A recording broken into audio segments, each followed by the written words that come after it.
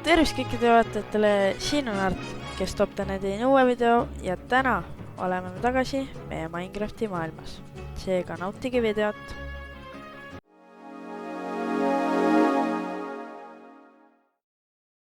Tänase episoodi põhieesmärk on siis alustada uue farmiga ja see uus farm on siis Enderman XP farm, kust me saame siis hästi palju XP-d, et siis mendida meie armorit. Ja muidugi me kasutame siis järjekordselt Shulkercrafti õpetusi, sest need on väga lihtsad ja neist on siis väga lihtne aru saada. Siin on siis video, kuidas ma materjale kogun ning selle käigus kogemata smäkin oma nedereid kirvega ühte villageri. Mul oli vaja ka name tag'i, aga seda on nii raske saada, et ma lihtsalt ostsin selle villagerilt, mis võttis kui kaua aega.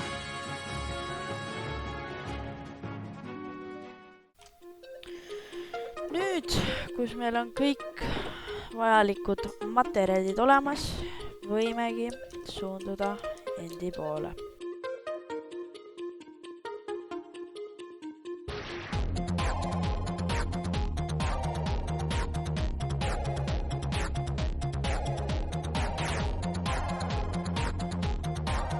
Kommentiga alla, mis farme ma veel ehitaksin või mida muud ma võiks ehitada peale farmide.